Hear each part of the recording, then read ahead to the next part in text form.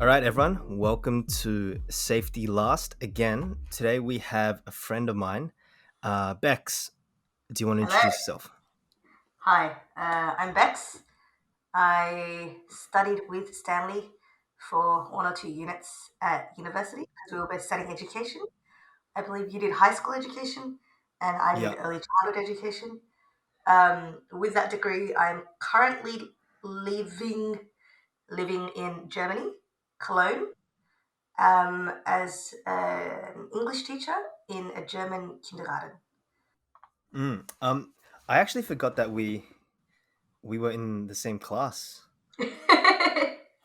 Is that wait? No, were we ever in the same group though for like an assessment? No, I thought I was with one of your mates, Gio, I believe, Oh, him. Yeah. Okay. Yeah. Yeah. and he was great fun. He's But he's amazing. but no, I we used to still. I remember that there were a lot of group discussions, and our group discussions really got heated sometimes, and it was really fun listening to your input as well. Wait, my input. Yeah, I just thought you were just a really he's pretty chilled, laid back, but and then once he starts talking, he's pretty critical and not in a bad way, like critical thinking type of. I was like, yeah, Hmm. cool. Well, I didn't even pay you to say that, so thank you. Oh yeah. Do you remember the course before we jump into the topic? Do you remember what we were studying? I actually have no idea. I can't remember at all. That's cool. I certainly don't remember. So water's off a duck's back. Hmm. So Bex, there's a few questions before I jump into the main topic, which we'll be speaking about dwarfism today. Yes. So there's a few topics I want to just ask you just about Germany and Cologne, just because I've just have an interest in other cultures and other Hmm. societies, and then we'll segue into our main discussion. So this is almost like a what do you call it? One of those television games where you get on and then you have like a few. Yeah, I thought this would be pretty fun. So you have like a few seconds just to think about it, and then it's like in 25 words or less, you have to give a response. So Okay. All I've right. got a bunch of questions uh, about Germany and Cologne, and I'd just All like to get right. your input, and then 3-4 minutes later, we'll Oh, zip I to hope I don't the offend main anyone with topic. this. Maybe you should. It'll make the podcast funnier. Wait. um, okay, so yeah, is it true that you recently left a school or you moved institutions in Cologne? Because I saw on your Instagram you getting flowers or presents. Yes. To give the backstory, I came to Germany to experience different ways of teaching because the German way of teaching early childhood is world renowned. So that was one of my tickets to come to Germany, and I wanted to work in different kind of settings to see what they all do. Because even in Australia, we have private settings, public settings, community-based schools. So I wanted to see what it was like here. I was at this current, well, not current now, yeah, recent Mm-hmm. center for 1.5 years. I jumped straight into it. It was a really good experience. I really learned a lot, but I was starting to feel like because I'm not planning to live here forever, and I was starting to feel like okay, I feel that I've gotten as much as I can for now, and I would like to expand and try something else. Mm-hmm. So So are you thinking of staying in Europe or are you thinking of coming back to Sydney? I am thinking of staying in Europe. I am pretty homesick, and I want to go home for a few months. But with the current rules in Australia, Mm. that's a little bit Don't come impossible at back the right moment. now. Yeah, don't do it. So I'm gonna rest for about a month because I came to Germany, and 5 days after my arrival, I jumped straight into full time work, and it's just been nonstop since then. So I'm gonna have like 1 or 2 months break, and then find a new job, and then start working again. Cool. All right, next question. 25 words or less. Describe Germany. And I know it's hard, but try. Oh, Germany is beautiful. The people are nicer than you think. Um, much organization, which I guess I like. It's a very interesting place to live. Hmm. Okay, and I'm going to combine these two questions into one. What is Mhm. one stereotype about Germany that has been affirmed, and what is one that has been broken? One that's been affirmed is definitely their need for structure. Their need for, they've set a structure, they've set a schedule, they set a plan, and you go for it. Like if it's been said, you do it. That's one that I think is pretty, stereotypical that I think is right. Hmm. One thing is, I guess everyone, because what we see of German people is just stuff we see in Hollywood and stereotypes, of course. But the people here are much nicer than we think. I guess everyone thinks everyone talks so angry and everyone talks so rudely. Hmm. Um, sometimes, sometimes, but for the most part, I've found people to be so kind, so helpful when I need it, especially with me as a person who's not just a foreigner but also has a disability who occasionally needs help. People are actually much more happy, much more than happy, sorry, to extend help. Hmm. And do you think they're happier to help than the regular Sydney sider? Uh, no, it's pretty similar. Like, I guess everyone has that stereotype of scary Germans, unfriendly Germans, but Hmm. I was really pleasantly surprised that people are, oh, it was like, can you please help me? It's like, yeah, how can I help you? Sure, have a good day. Yeah, I wonder how much of that stereotype is because of their accent. All the jokes about Yeah, like, this is how you say hello in French, yeah, in yeah, yeah. Korean, in Japanese, or German. in Portuguese, and then you have German at the end. It's just like, and the joke is basically it sounds like ridiculous or Of super course, aggressive. of course. Um, cool. Well, before we jump into the main topic, can you say hello? I am on a podcast in German. Have you learnt much German? A little bit. Hallo, mein Name ist Beck. Ich mache heute einen Podcast mit einem Freund vom Uni. Er heißt Stanley. Und ja, wir machen Spaß heute. That's awesome. That's really awesome. Um, I'll preface this by saying uh, there's a lot of reasons I started a podcast, and one of Mhm. the reasons was because I felt like starting a podcast would give me the ability to ask questions which I've always wanted to ask, except it might not be seen as so polite or like if people might find it a bit strange. But I love it. it's like when when you're walking around the street and then you've got a microphone, strangers will just say Mm. anything into it, Mhm. just because there's a microphone. And like, oh, this is legitimate. It's almost like it's like a mind trick, Yeah. actually. But one of the reasons I wanted to, like I said, start this was just ask people from different walks of life with experiences which I don't really have, different questions. And when I was thinking of ideas and people to actually interview, you were one of the people that came to my mind because Awesome. I just don't think there are, and I told you this when I first brought this up. There's just not many times where people with dwarfism have a microphone and they're just allowed to speak unfiltered. There's not Mhm. many incidences of um, this happening in media. So Mhm. I just thought, you know what? Instead of like going to find out through, other sources, let's actually just speak to you and let's hear what your experiences are like. So that's part of the inspiration for this podcast for Safety Last. Mhm. Mhm. And yeah, I'm just really curious about your situation, your life, your experiences, etc. Mhm. From my point of view, number one, I am very honored to be on your podcast because I have had a few previous ones, and I just love the discussions that you have with people. I like how deep you get. The second part is I only started talking about my disability much later on in life. Like a lot of Mhm. people were talking about it much, like since they were little kids. I only started talking about it in the last 5-ish years. And one thing I've realized is people are much more curious than I expected. Even the people around me who've known me for life, they are much more curious than I thought.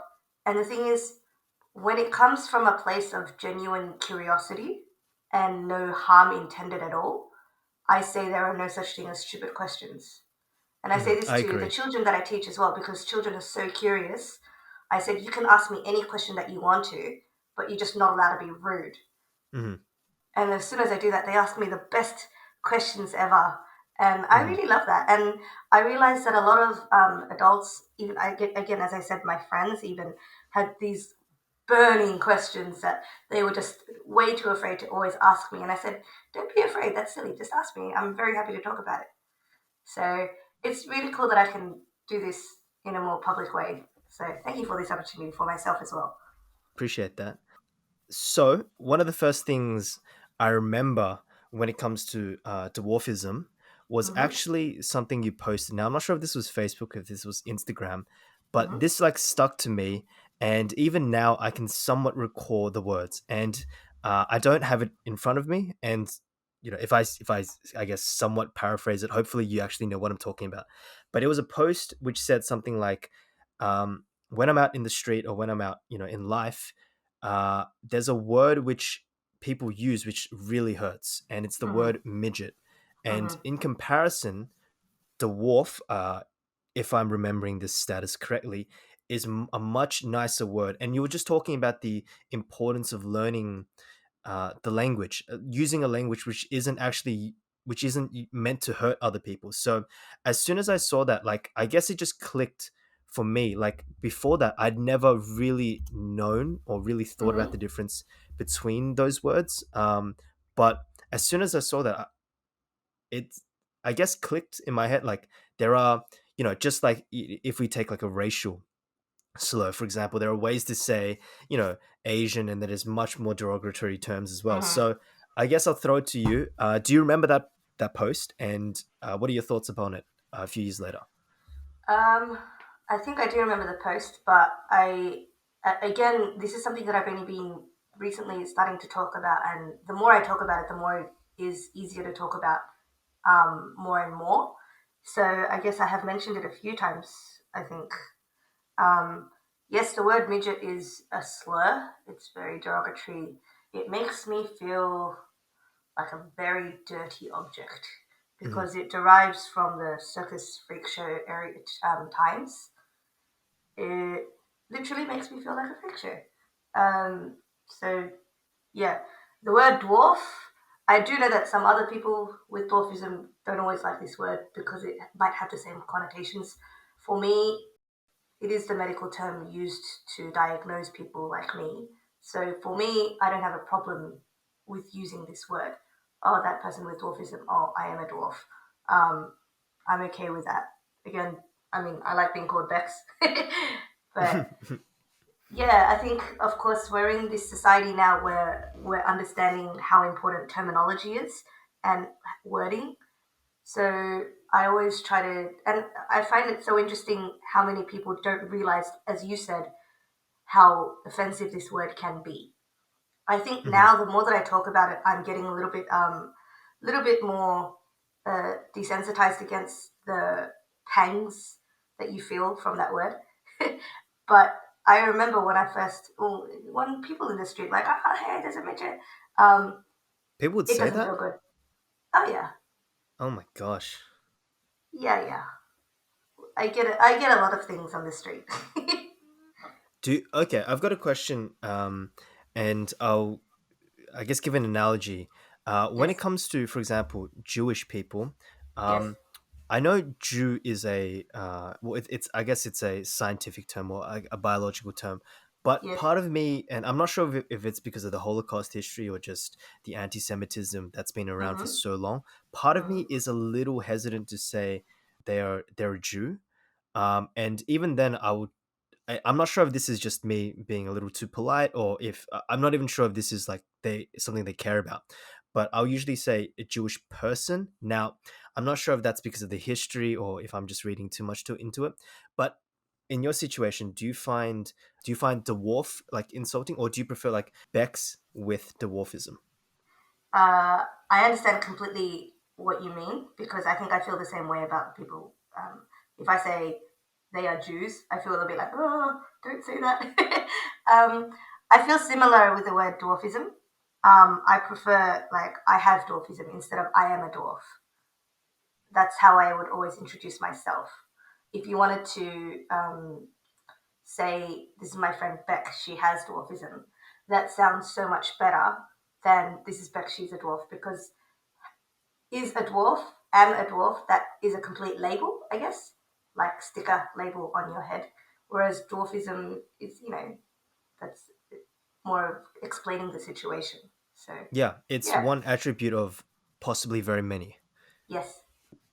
Actually, when I was writing down some questions, just brainstorming, and maybe this is just habit, and maybe this is just a blind spot that I don't have, Mm, or I haven't really recognized before. But I wrote, ask questions, and then I wrote like normal people, or like, yeah. and I guess in my quote unquote defense, it wasn't malicious, but at the same time, is it rude to use terms like normal people, and if it is, should it be average person or regular person? Like, what's yeah, yeah. What do you think? So I just had a really major flashback to a heated group discussion that we had in uni, and this was Mhm. one of my strongest memories of you. Um, it Oh was no! exactly Oh on this god! topic. I can't Oh remember exactly lord! what we were talking about, but we were talking about some people with minorities, like minority groups. I think that's what we were talking about. And we were all, it was like an open, we were all sitting in a circle. It was an open conversation, and the professor was there. And then you suddenly Was said, it YT I can't or was remember it at not all. YT? Seriously. Okay. Anyways, you were just suddenly like, and normal people. And as soon as you said normal people, I said, what's normal? Or like, I was like, you can't say that. And Mm. at the same time, the professor had also asked, what's normal? And then you kind of put your hands up and like, sorry, average people. Like you really quickly corrected yourself on the spot. That was one of the strongest memories I had of you. And it's so funny that you bring that up because that's I've actually exactly forgotten that completely. because I'm really, I guess that's something that I try to educate people about. No, we don't say normal people because that would make me abnormal. And I know I'm different, but I'm not abnormal. I prefer using average people. Hmm. Or like if we're talking about tall people and short people, for example, I say average heights people. Normal is not normal. Mm. Is there any other words or phrases that we should be aware of that is quite hurtful, or is there just ways to be more respectful of our language? Very honestly, I say, like, if you're going to write an article, for example, or anything like that, you can just say, has dwarfism, has short stature. I feel that that sounds a little bit more professional. For example, there are a lot of dwarf organizations around the world. Each country has a dwarf organization. The people in America are called the Little People of America. The one in Australia is called Short Statured People of Australia. And it's all different things. So professionally, you can use that. But the thing that I always recommend is just ask the person because everyone's different. I know some people, I have a lot of friends and connections in the dwarf world now, and I know some people who are uncomfortable with that word and they prefer little person, whereas I personally don't prefer little person because it sounds diminutive. Hmm. Each to their own, which is fine. So I always just say, ask the person. I've got some other questions in terms of architecture and just everyday life. And once again, this might be a blind spot, but that's the reason I'm bringing you on because it probably is a blind spot of mine Mm-hmm, and other average people. So, question I have is when it comes to everyday life, are there situations that I guess we wouldn't think of, which can be quite difficult to use? So, whether it's like a design of a building or design of just a place that could, I guess, hinder your movement.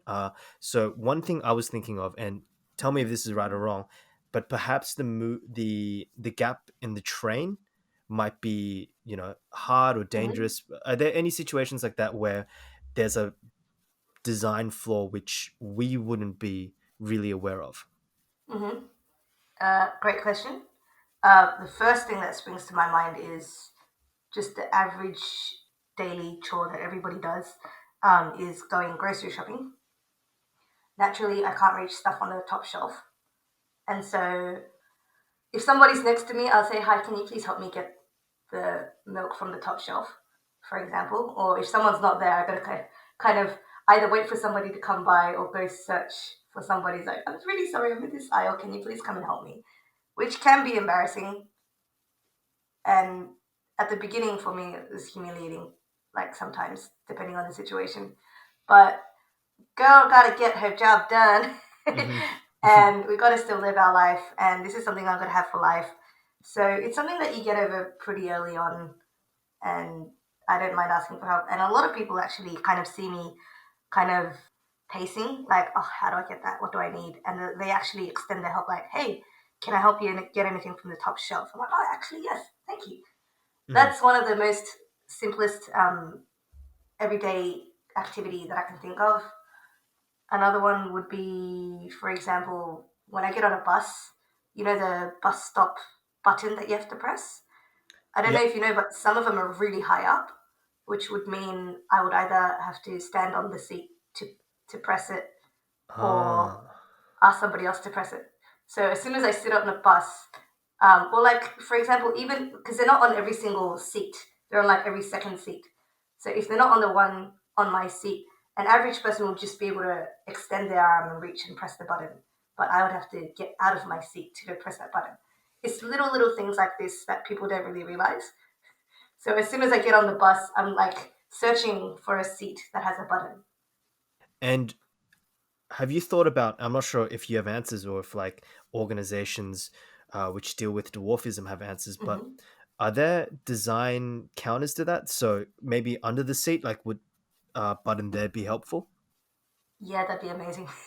I do know that I do know that sometimes that a lot of buses are putting buttons next to the windows, which are really accessible. I really like those, Hmm. or just down lower, I guess.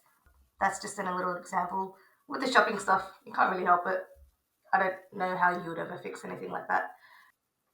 Another big example is public toilets. So the Mm. use of an actual public toilet is relatively okay for me, for most of us. It's when we need to wash our hands that's when the struggle comes because the sinks are really high up. Hmm. And then, even if we can reach the sinks, our hands or our arms are too short to reach the taps. And so, I would either ask somebody or I would just not wash my hands and use hand sanitizer. That's interesting. So immediately when you said hand washing, my first thought was like, oh, is the sink too high? And then I thought about it even more, and you're right. I'm like, what if they actually can't even reach the button or the tap to turn it on? I can't So sometimes. so does that mean like for people with dwarfism, a lot of them would just carry hand sanitizer or just Yeah, other cleaning products, or be really yeah, hyper aware, like I need to use the bathroom before I leave. yep, Just these are just like really ingrained into your head. definitely. When I was visiting Berlin for a weekend, one thing I really noticed that was really cool in a lot of the public toilets was they had a lower sink. And I don't know if that was for children or if that was specifically for people with disabilities, but that was really amazing. That was really cool. They had all these sinks, the normal sink counters, I guess, and then they just had one sink that was much lower, and that was amazing. So, for example, why can't we have that in every bathroom? Yep. And actually, this just came to my mind. I guess would the same thing apply for pedestrian crossings where you have to press the button? Would that be too high? Most of them are fine, actually, I guess, because they try to encourage children to use it too. So most of them are pretty all right. That's interesting. So, as I said before, there's just like a few blind spots. Like I've just never even considered about the sync problem, Mm-hmm. or some of the stuff that you said, or even like something's too high on the grocery store, like just stuff like that. I've just never even considered. Um, the other question I want to ask is about clothing. So, is there a like so what happens, do you buy younger children clothing, or is it like special stores? Oh I'm sure there's dear. special stores. What's the go? Do you get it tailored? I can never stop talking about this. All right. So sometimes, if I'm lucky, I can fit children's clothes, but a lot of Or if children's you're clothes, lucky? yeah, So because is it the just thing because is, it's cheaper? no, because as small as we are, our build is actually different to a child. So with okay, I should have introduced this from the beginning, but there are hundreds, about 200 or 300 different types of dwarfism in the world. I Wow, have the I had most, no yeah, idea. I have the most common one, which is called achondroplasia. Mouthful, I know. And this means I have an average torso, and it's just my arms and my legs that are shorter. With when we're sitting down, I like sitting down with friends because we're all at complete eye level. Again, that's not with every single type of dwarfism because some people have a shorter torso but longer arms and legs. So going back to the clothing point of view, because I have a woman's torso that doesn't fit into the children's t-shirts, for example, although the arms and legs might fit, they don't have the bumps and humps that adult Mm-hmm. women do. So that's what I mean by if I'm lucky. Sometimes Mm. it works, sometimes it doesn't. I do usually find clothes in any random shop, like I'm not going to name brands, but just any random shop that you go to in shopping centers, or I wear all of them. Yes, most of the time I do need to get them tailored. So if you spent $20 on a t-shirt, I would spend another $20 to get that tailored to me, the arms, Wow. and that goes with most of my clothes. How about for shoes? So I was going to get to that. Shoes are the worst part ever. I seem to have it worse than a lot of my dwarf friends because a lot of my dwarf friends have relatively bigger feet. So they can get smaller women's sizes or men's sizes, for example. My feet are completely child sized. So it's really, and with dwarfism, a lot of us have flat or wide feet. So it's really hard for us to find a good shoe because with shoes, you can't get them tailored. And if you get them custom made, they cost an arm and a leg just for Mm. shoes. So Surely there's some it's kind of brand, isn't there? not for shoes. Yes and no. There is, but again, that's really expensive because it's custom made Mm-hmm. because there's not enough of a demand, I guess.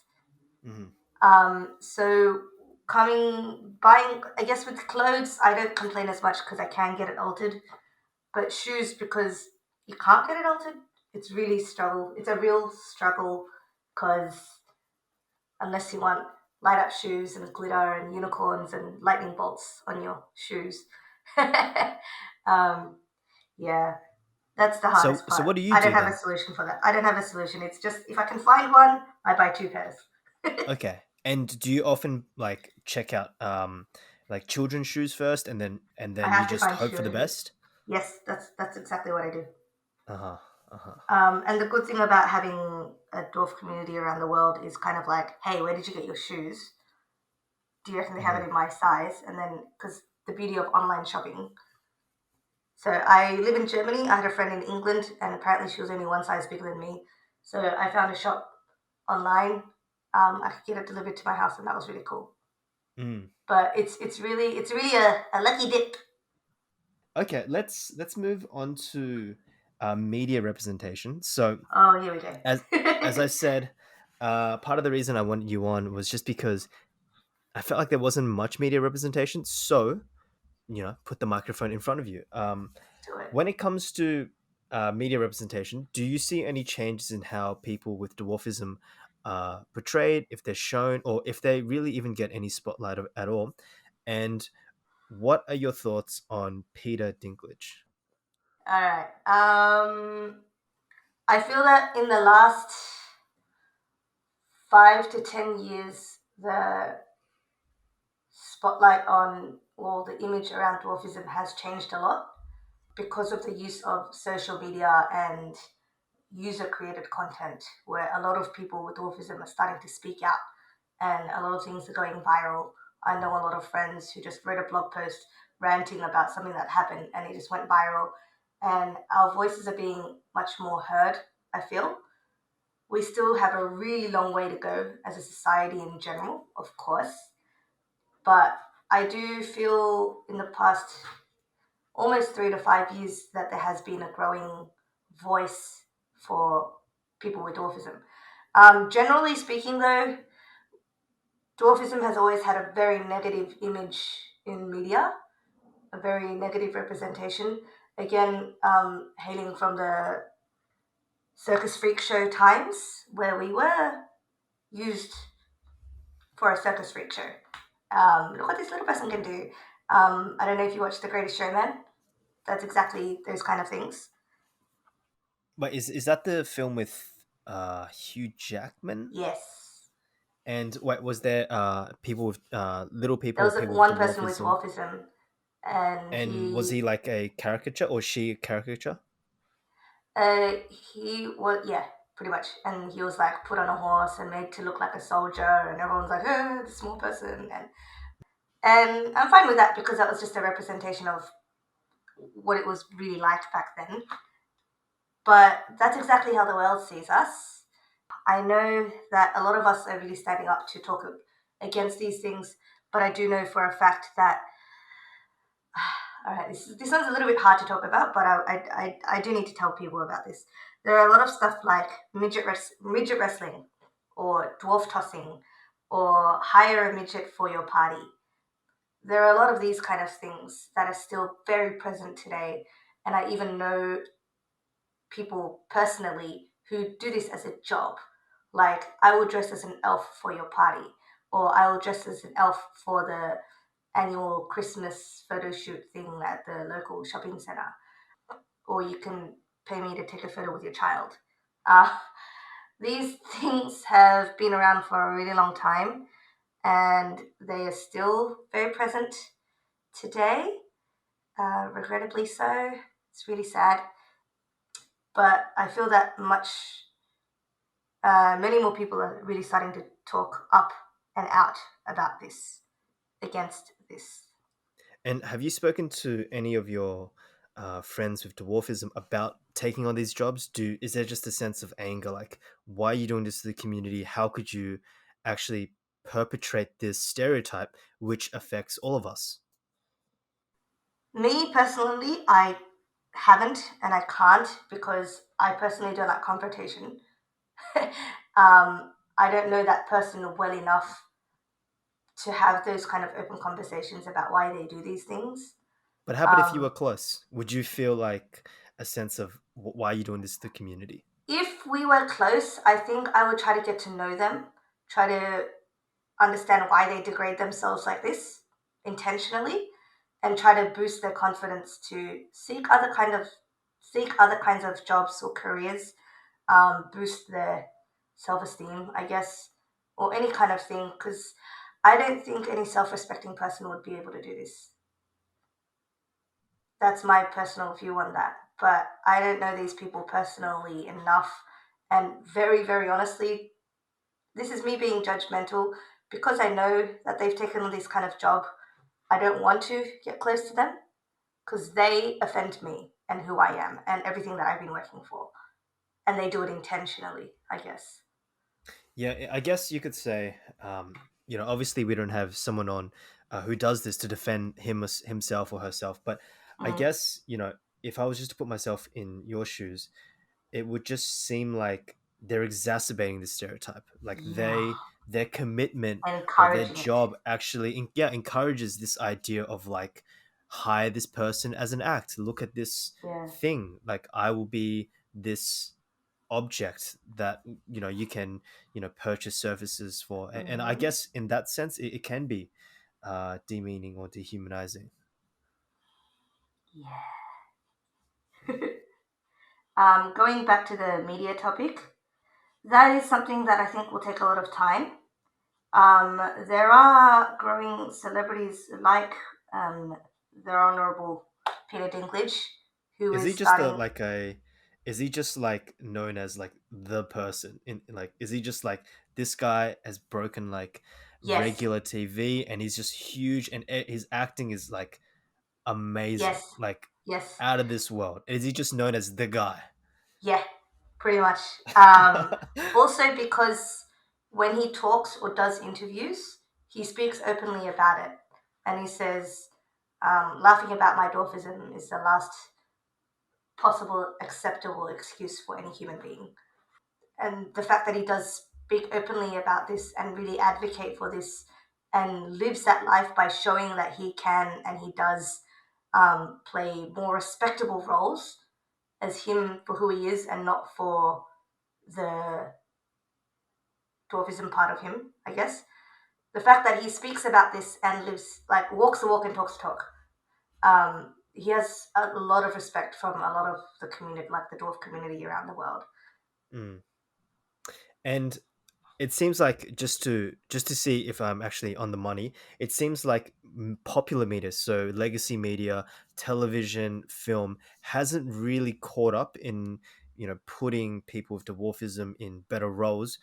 But Nope. when it comes to self-generated media, the community just has more access to views, to eyeballs, and because of that, they are putting out more positive media, which encapsulates Definitely. their life. Definitely. Definitely. Definitely. I think more mainstream media has a really long way to go in accepting that. Just because they accepted Peter Dinklage, it doesn't matter because, I mean, not doesn't matter. It doesn't. We still have a really long way to go in that sense. But yeah, as you said, many more people are speaking up and about. Even me, if you see a few of my Instagram posts, even if it's just for the people around me, just to educate one more person or another person about everyday struggles, for example, a lot of us are speaking out much more. And the fact that we have more platforms to be able to do this is a huge advantage for us, I think.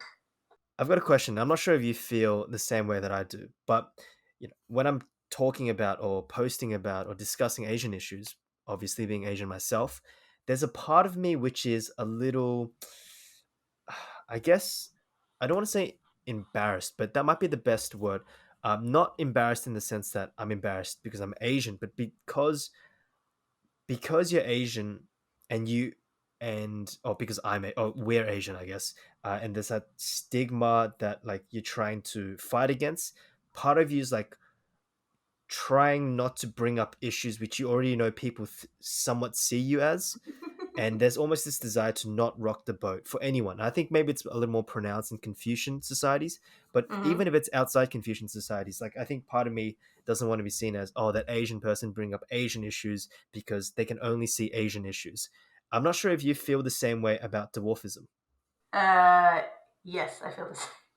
Um, I feel like this is just a in one minority thing. sense, yeah, it's definitely a minority thing. Like, I'm always careful about how, where, when, how much I talk about this. Usually, I do like talking about it, but I'm always sussing out the people I'm talking to, the Mhm. audience, whether it's a friend or if it's a stranger or if it's a group of people. I'm really always sussing out stuff, them, and their ideals before, and how open they are to this conversation, for example, before I actually open up and be vulnerable in any way. Yeah. I really think, as we just agreed on, I really think this is a minority thing because I do this a lot of times when like there's an issue I want to bring up and I'm like, but they probably don't understand and it's probably going to take me another 25 minutes to explain everything. And I'm like, you know what? Forget about it. So before I talk about it, and I actually do talk about it, I wouldn't say I'm someone who shies away from discussing it, but I once had this woman speak to me, and she said, being a woman talking about like feminism is quite hard because people see you as like, oh, you're trying to rig the system in your favor. So she said Mm, it's probably easier for men to be supporters. Maybe I'm not sure if this is true. I just an interesting thought. But men, they don't have that stigma of like, oh, you are rigging the system for yourself in a way. mm, mm. The thing is, I feel that dwarfism is still a bit of a novelty. Mm, And it's almost an unknown novelty because we're only just starting to talk about it. Whereas stuff like Asian stereotypes or feminism has been much talked about that's by true. very many and very wide. Whereas dwarfism is still an unknown world, and you have a few stereotypes, but it's not enough to really impact a lot of people's thoughts. So I think it is always interesting to talk to people about it because they literally just have no idea. Like as you said, you've had a lot of questions, but you just have no idea at all. Whereas some people can watch a few Asian movies or Asian stuff and be like, "Oh yeah, I know this, I know that." Hmm. One thing I've also noticed is, um, so a lot of people stare at me or people with dwarfism in the street. I have come to completely accept that. That's completely fine. it's different, it's new, it's kind of like, oh, like some people are like really nasty about it, but mostly it's just because, oh, there's a person who looks different. Okay, cool. And they just pass by. One thing I've noticed is it's just such a new or different, it's just not around enough. Like people aren't, I don't want to use the word exposed, but that's the only word I can think of for this case. People aren't exposed to dwarfism as often as they are to other things. So it's a real big novel to them when they see people like me. And everyone reacts in different ways because either you don't want to be offensive or you just are downright offensive. um, One thing I have noticed is despite their prior conceptions, misconceptions of people like me, because they only see me as that dwarf lady walking down the street. As soon as I break the glass wall, I guess, and give them a smile and say hi, or even be like, hi, can you give me a hand, please? That glass wall is shattered, and people see me as a person much more than me as a person who is little. Mm. Um, and it just takes like 10 seconds to break that glass wall of novelty that is being a dwarf. I hope I hope you understand what I'm trying to say. Yep, yep, makes sense. Um, just another question. So this is conversations that I've had about myself. Like, how do you interact? Is there a polite way to react?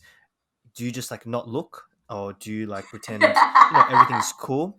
I mean, this is something I think about because like I think staring would be rude. Like if I just Yeah, stare, part of me is yeah. like, well, that gives them the illusion that this is an abnormal thing that I need to be staring at. Like, oh, there's like a Mm-hmm, car that's talking. Like, you have to mm-hmm, stare at it. So, part of mm-hmm, me is like, I don't want to stare. But at the mm-hmm. same time, part of me is then like, what? But am I just like ignoring them? Is it rude to Yeah. just ignore them? And then, so I get this like, I'm jumping between like, okay, well, maybe I can look, but not too long. And maybe I can smile, but, not too long. Just, um, yeah, I don't know. This stuff comes through my mind Do because you I know don't want to why be I'm offensive. laughing? Do you know why I'm Why? laughing? Because I see this every day when I'm walking down the street. I see people like you, and I can see that mental struggle that they're having between Uh-huh. wanting to look but not wanting to be rude, but not Uh-huh. wanting to seem like you're being rude because you're ignoring me, but Yeah. still also having that curiosity to look. But like you're Mhm. just having that inner battle, and I can just see that. And you guys just give me a nice smile and kind of walk away. Yeah. Yeah. And for me, it's kind of like it's amusing and very honestly, it's endearing because you guys are trying so hard. And I think another reason we have this confusion is because, as you said, there's just not much exposure. I don't No. really know, like, is it rude to point it out? And once again, that's part of the reason I actually got you on. But yeah, there's just not much exposure. And taking what I just said, just to lead on to another question. And this was first introduced to me, I believe, through a TED talk. And Mm, it was one of those talks where I found it really interesting. But at the end, I walked away and thinking like, wow, I didn't know that something I did potentially could be quite rude, even something which is like quite positive. mm, And I'll give you I'll give you another example, and then I'll move mm, on to exactly what I'm talking about. But even like the stereotype of like black people being athletes mm. can potentially be um, constrictive, right? Because it's a Yeah, stereotype. So even everyone wants to be athletic, everyone wants to be, everyone wants to do a million push-ups and a million pull-ups and stuff, but that potentially can be restrictive, right? If you only cast them in like aggressive roles or in athlete roles. And on this TED talk, they said this person with a disability, I think she had a wheelchair. mm, She said, I don't want to be your motivation porn. I don't want to be like, oh, this person with a broken leg or this person with, a misshaped spine or something can climb a mountain. Why are you not climbing a mountain? And to me, I guess part of me at first, before I watched that video, I was like, this is really inspirational. Like this person yeah, who has to overcome more potentially than the yeah. average person needs to overcome, is doing something. But at the same time, after watching the video, part of me felt like, but am I using them as motivation? And is that Mm, dehumanizing? So mm-hmm. let me just throw it to you. What are your thoughts? Okay, so you throw a couple questions at me. I'll start from the beginning. The best thing that you could do on the street, if you see someone like me, and you make little like a split second eye contact, just smile and keep walking, or Hmm. just give a smile, and not a creepy one, just a genuine hi smile kind of thing. Just give a smile and just keep doing what you're doing. I've just had to come to accept that people will stare, that people will look, and that's just something like some days are better than others. Like if I'm not in a bad mood, it's like everyone stop staring at me. Hmm. But for the most part, I've just accepted it, and it's taken me a really long time to accept it. And just, I mean, I see it. I see everybody staring and trying not to stare, and I see all of that, and I've just accepted it. And it's taken me a really long time to be able to be comfortable in my own skin in this way. I know a lot of friends still really struggle with that, and I can't blame them at all. It's really brutal sometimes. But for the most part, just give us a smile and just go on by your day. Hmm. If you really want to stare because you're curious, then do it when we're not looking or when we've Hmm. turned away if you really want to, if you're curious. And heaven forbid, please don't take a photo. Please don't take a video. Wow, Don't has that snap us. happened? Has that happened? Some people have followed me in a ute while I was walking along the street What? taking No videos of way. me. This is a Really? very, yeah, So that this is the happens a blind lot. spot I'm talking about because I just this doesn't even cross my mind. Yeah, yeah, it's happened a few times at the first few times. And it's something that it's really hard to get over. A lot of the times, like even to this day, if I think about it, it's just like, I remember once I was in like a Target or a Kmart, and one of the guys who was working there um, had seen me a few aisles away. I saw him take a photo, and then he came up to me and he's like, "Hi, is there anything I can help you with? Are you looking for anything?" And he was like completely just trying to be so friendly, and I was like, in my head, forgive the language, and I was like, "F you." You should have said it. You should have said, "Yeah, you can help me by deleting the photo." I think now, like those things, I'm, I'm, I'm going to be really vulnerable and honest with you. They are so dehumanizing and so utterly humiliating in that moment that all you want to do is walk away and run away and Mm. sink into a hole. And it's nowadays, I'm a bit more open to speaking up about it and confronting people on the spot. But having this confidence to be able to do that has taken me a long time. Because usually, if I would see that, I would be in tears and run away and just remove myself from that, just from that utter humiliation I would be feeling from that moment. Hmm. Um, Yesterday, I was walking, I was in a busy street in Cologne, and I get people take photos and videos. I try to just turn a blind eye.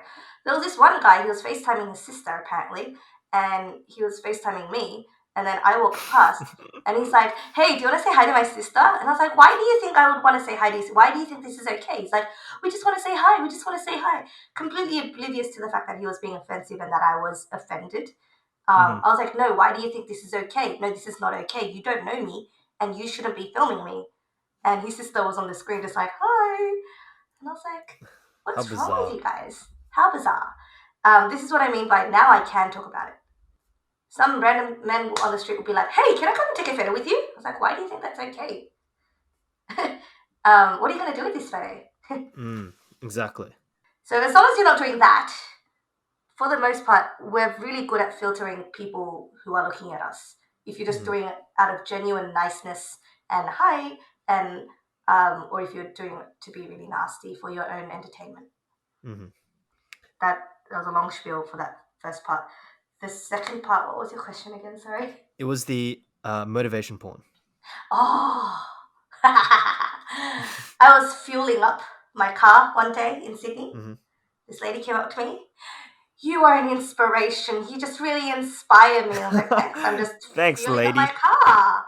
It feels nice, but I'm fueling up my car." It's like, why is me fueling up my car so inspirational for somebody? I Hmm. get a lot of, I would never be able to do what you do. from that point of view, I can There's like an kind of, insult underneath that though, isn't there? Like I yeah. like it's like, oh, It's like a poor backhanded you. compliment. Yeah, in a way. In one sense, it makes me feel good because they really are trying to be encouraging and saying, hey, you make me feel like a better person, or like you make me feel like I should be a better person. But in another way, it's kind of like, oh, poor you. Like it's the Mm, really pity card. And one thing that we hate is the pity card. I hate the pity card. mm-hmm, I hate it so much. mm-hmm. If it's one thing out of like actual genuine respect and awe, that's still cool, but it's kind of like I'm just me, guys. Yeah, and there's no need to like elevate me, like No, uh, there really I'm isn't. just like everyone else who has problems, Yeah, um, whether it's physical or mental or any sort of problem, and I'm yeah. just going away or just doing what I'm doing with my life, and I'm just like walking through every day. So, do you feel like it's dehumanizing when they look at you like that? If it's a PT card, then yeah. I do know people, for example, my friends who are always hesitant to talk about it because they don't want to offend me. But I do know friends who would say similar things but with a different meaning in the sense that I respect and admire the way that you've overcome your obstacles in Hmm. being a stronger person in general, being able to be more confident in general. I feel like Like, that's slightly different to motivation porn because to me, yeah, from what I understand, motivation porn's like, wow, you're suffering so much, I should be better. Like it's the yeah, focus is still upon myself yeah, definitely. compared to you've overcome a lot of things, which is a genuine compliment about Yeah, you. yeah, that's what I mean. That's two very different things, and sadly, I get a lot of the former. Mm, okay. I just laugh. I'm my personality wise, I'm more of a positive person. I don't like confrontation. I don't like conflict. So I'm more of a, all right, that's nice. Hmm. They're feeling happy. Cool. Let's go on. Hmm. I try not to dwell upon it too much because it's already hard sometimes living with this. So yeah, try to Mm. think more positively about it. There's one more thing I want to bring up Yeah. before the end of this podcast, and before I bring up this event, I just want to share this other story that I have at from university, Mm-hmm. and I forgot the course name, but it was about teaching people with disability. Mm-hmm. And I'm not sure if you did this. I'm not sure if it was only a secondary high school teacher Mm-hmm. thing, but we in a group were assigned someone with a disability, and we had to work out schedules or meetings or come up with work which would accommodate for their disability. Mm-hmm. Did you do this? Do you know what I'm No, talking about? no. Okay, maybe this was a secondary only thing. I'm not really that sure, but what was interesting was the person we got assigned. I won't say his name, but this dude was a two-time world gold medalist, and he Oh, was like he represented Australia for like gymnastics. He was that's sick. living by himself. I think he had Down syndrome, but he was just I remember like being assigned this guy, and then like on the first day we had to introduce ourselves, and this guy just Yeah. said, "Oh yeah, I've got two gold medals," and everyone's like, "What are you What? doing here? Like, bro, go home, man. This is not like you should be like helping us with Yeah. our life. Like, what are like? Are you serious? Like, how are we supposed to make like schedules for you, man? You should be like helping us." And I remember just like that dude was just it's hard to explain. Like he was there flirting with like other people, other girls, like in the group, and I'm like, man, like, come on, dude, you're putting us to shame. Like, go home, man. Like, you're not. This is not for you, dude. You're like, you should be helping me. That's. I guess that Yeah. was just my thought. But Yeah. on that topic, I just want to transition to something that I saw you post a few times. Uh-huh. The 2017 World Dwarf Games, you Yeah. represented, just let me know if I'm getting the facts right, but you represented Yes. Australia in Yes. football and you Yes. won a silver medal, and Yes. apparently you actually scored a few goals. So for the last part of this podcast, just take me through that. What was the experience like being with other people in your situation, Ah. just representing the country? Just let me know. All right. So before I start this whole topic, I'm not an athlete. I I Hmm. never liked sports. I was never competitive. this is me as me because I know a lot of other dwarf friends have always been competitive. That's more of a personality thing. I'm not competitive. I've never liked sports, and there was always no point in trying to be good at sports because everyone was better than me, faster, stronger, everything. So even at like school PE or sports time, my teachers would just go easy on me. They're just like, everyone has to run across country. They're just like, Becky, you run to the wall and come back. um, and I was happy with that because there was no competition for me. Like I know some dwarf friends who would actually, no, I'm gonna run the cross country. Anyways, so that's me. Just I'm not athletic. I just never liked it, and there was really no competition. But when I joined the SSPA, the Short Stature People of Australia, in 20 late 2014, 2015, early 2015, I think. They welcomed me, of course, and they said, we have this thing called the World Dwarf Games, which is like the Olympics just for people with dwarfism. It happens every 4 years, just like the Olympics. We have a whole range of sports, just like the Olympics, and we represent, it's literally just like the Olympics, just for little people. And we want to make the first, we want to debut the first women's football team for Australia. Would you like to play? And I said, I don't play sports. And they're like, that's all right. Like it is like the Olympics, but it's also like having a go and having this platform to have that opportunity for everybody. Funnily enough, one of just the leisure activities that we were doing, I was running around with a football because I've always liked soccer, I guess. I was running around with a soccer ball, and this experience was life changing for me. I will, um, for the first time in my life, I outran somebody, Mm. and it was crazy because it wasn't just like I outran them. It's like I can outrun them if I run hard enough. I can outrun this person, and that was a most mind-boggling experience because I had never come even close to outrunning anybody unless they were going easy on me, of course. And that gave me a weird sense of power and a weird sense of confidence and like a weird sense of I want to do more of this. This is why people get competitive. I understand this competition now. Um, so we started training the women's team, and then 2017 World Dwarf Games happened in Guelph in Canada, and there are about 20-ish countries and about roughly 200 to 300 athletes. It was crazy, man, because I was doing this for the first time, new experience, and I only played football, but apparently because this is more of a participation thing than an actual competition thing still, a lot of people played more than one sport.